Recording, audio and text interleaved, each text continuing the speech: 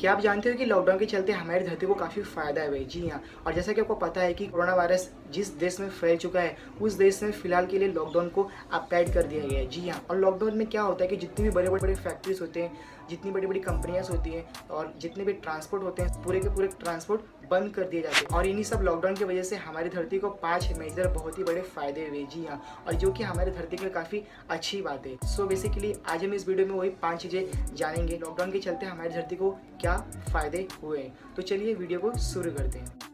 Less vibration, जैसा कि आपको पता है कि आम दिनों में जितने भी ट्रांसपोर्ट होते हैं वो सब चालू होते हैं और बड़े-बड़े कंपनी जो ज़मीन को खनते हैं, बड़े-बड़े मशीन्स लगे होते हैं, उन सब चीज़ों से क्या होता है कि धरती में वाइब्रेशन जनरेट होता है, मतलब धरती काँपती रहती है। सो बेसिकली इन सब चीज़ों से लॉकडाउन की वजह से सभी ट्रांसपोर्ट जितने भी बड़े-बड़े कंपनीज़ है वो सब बंद हो चुके हैं, जिसकी वजह से हमारी धरती का जो भी कंपन है, मतलब हमारी धरती का जो भी वाइब्रेशन है वो 50% तक पूरा कम हो चुका है। और जिसकी वजह से साइंटिस्ट को भूकंप का पता लगाने में काफ़ी ईज़ी हो रहा है। जी हाँ। और आपको तो पता ही होगा कि भूकंप का पता लगाने के लिए जमीन के नीचे बहुत से बड़े-बड़े उपकरणों को लगाया जाता है और फिर बाद में उन सभी उपकरणों की सहायता से ये पता लगाया जाता है कि भूकंप कब आने वाला है और भूकंप की तीव्रता कितनी है। सो बेसिकली बेल्जियम के जो भी साइंटिस्ट है, जो भी भूकंप वैज्ञानिक है, जिन्हें सिस्मोलॉजिस्ट कहा जाता है। जी हाँ, सिस्मोलॉजिस्ट वही वैज्ञानिक होते हैं जो भूकंप का पता लगाते हैं। सो बेसिकली उनका कहना ये है कि लॉकडाउन के चलते धरती में वाइब्रेशन काफ़ी हद तक कम हो चुका है। जी हाँ, 50% तक वाइब्रेशन धरती का हमारे कम हो चुका है, जिसकी वजह से भूकंप आने से पहले जो भी धरती में जो भी वाइब्रेशन होता है, जो भी आवाज़ें होती है, वे सब साइंटिस्ट उसे आसानी से पता लगा पा रहे हैं और वह सिर्फ लॉकडाउन की वजह से हुआ है। सो यह सबसे बड़ा फैक्टर है कि हमारी धरती का जो वाइब्रेशन है अब वो नॉर्मल है कुछ दिनों के लिए।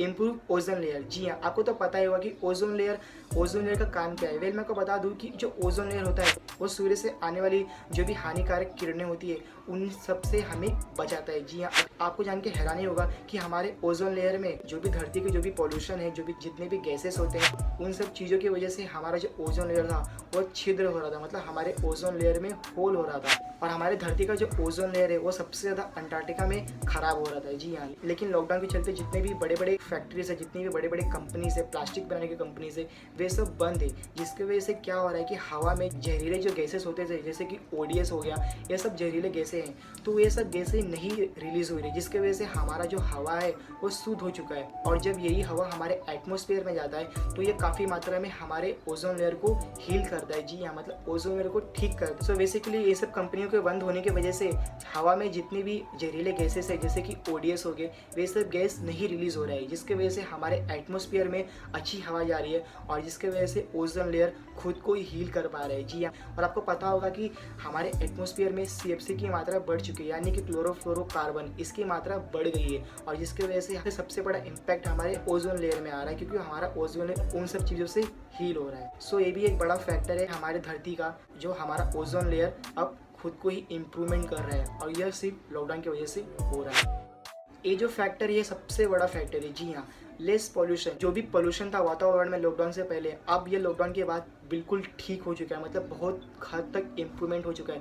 और उसका साफ साफ रीज़न है क्योंकि लॉकडाउन के चलते जितने भी बड़े बड़े इंडस्ट्री है और ट्रांसपोर्ट के काम है, लोगों का आना जाना है, वो सब पूरा बिल्कुल बंद हो चुका है, जिसकी वजह से क्या हो रहा है कि हवा बिल्कुल साफ हो चुकी है। और आपको जान के हैरानी होगा कि सिर्फ पॉल्यूशन के चलते ही भारत में हर साल तकरीबन 12 लाख लोगों की मौत हो जाती थी, क्योंकि हवा में जहरीले गैसों के मौजूद होने के कारण लोगों का डेथ रेट जो था वह भारत में काफ़ी बढ़ चुका था। लेकिन लॉकडाउन के चलते कि जो डेथ रेट है, जो भी पॉल्यूशन से जो भी मौतें होती थी, अब वो कम हो चुकी है और वो सिर्फ लॉकडाउन की वजह से हुआ है। सो ये भी एक सबसे बड़ा फैक्टर है हमारी धरती के लिए कि जो पॉल्यूशन था हमारी धरती का वो काफ़ी हद तक कम हो चुका है और वो सिर्फ लॉकडाउन की वजह से हुआ है।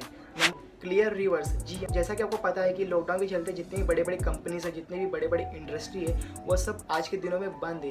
बेसिकली इससे पहले क्या होता था, जितने भी केमिकल निकलते थे बड़े बड़ी कंपनियों से वो सीधे नदी में छोड़ दिए जाते थे। जी हाँ, और जितने भी बड़े बड़े साइंटिस्ट लैब हैं, उन सब लैब में जितने भी एक्सपेरिमेंट केमिकल के साथ में किया जाता था, वो सब केमिकल को पानी में लाके रिलीज कर दिया जाता था। इसकी वजह से होता क्या था कि पानी में काफ़ी पॉल्यूशन बढ़ जाता था। लेकिन आपको जान के हैरानी होगा कि लॉकडाउन के चलते जो भी गंगा और यमुना का जो भी पानी था वो काफ़ी हद तक साफ हो चुका है। जी हाँ, पहले पानी में जो भी ऑक्सीजन की मात्रा पाई जाती थी वो 6 से 7 मिलीग्राम लीटर से बढ़कर अब 9-10 मिलीग्राम हो चुका है। इसी बात से अंदाज़ा लगाया जा सकता है कि पानी का जो भी स्तर है और पानी की जो भी गुणवत्ता है वो कितनी बढ़ चुकी है। वो ऐसा इसलिए क्योंकि जितने भी फैक्ट्रीज है वो सब आज के दिनों में लॉकडाउन के चलते बंद है, जिसकी वजह से वो केमिकल पानी में नहीं छोड़ रहे। पानी में जो पोल्यूशन का जो भी स्तर था वो काफ़ी हद तक कम हो चुका है। और ये भी एक सबसे बड़ा फैक्टर है हमारी धरती के लिए कि हमारे धरती की जितनी भी नदियाँ हैं, जितने भी समुद्र हैं, अब वो कुछ दिनों के लिए अपने आप को हील कर रहे हैं, मतलब अपने आप को ठीक कर रहे हैं, और वो सिर्फ लॉकडाउन की वजह से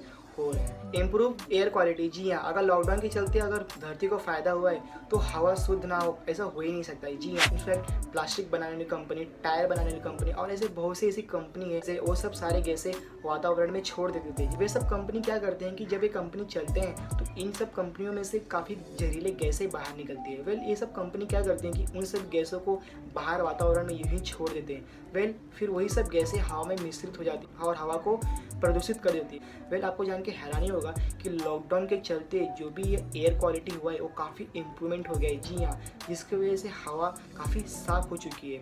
इसका सबसे बड़ा एग्जांपल ये है कि भारत के जालंधर से तकरीबन 200 किलोमीटर से हिमाचल को साफ तरीक़ों से देखा जा सकता है। वेल, वैसा इसलिए क्योंकि जो एयर क्वालिटी है वो काफ़ी साफ़ हो चुकी है, जो हवा है वो काफ़ी हद तक साफ़ हो चुका है, जिसकी वजह से हम काफ़ी दूर तक देख पा रहे हैं। और इसके वजह से ही जो आसमान का जो कलर होता है, आपने नोटिस किया होगा कि लॉकडाउन के चलते आसमान का कलर शाम के टाइम काफ़ी नीला दिखाई देता है। वो ऐसा इसलिए होता है क्योंकि जो हमारा जो एयर क्वालिटी होता है वो काफ़ी साफ़ हो जाता है और एयर में कोई भी पोल्यूशन नहीं होता।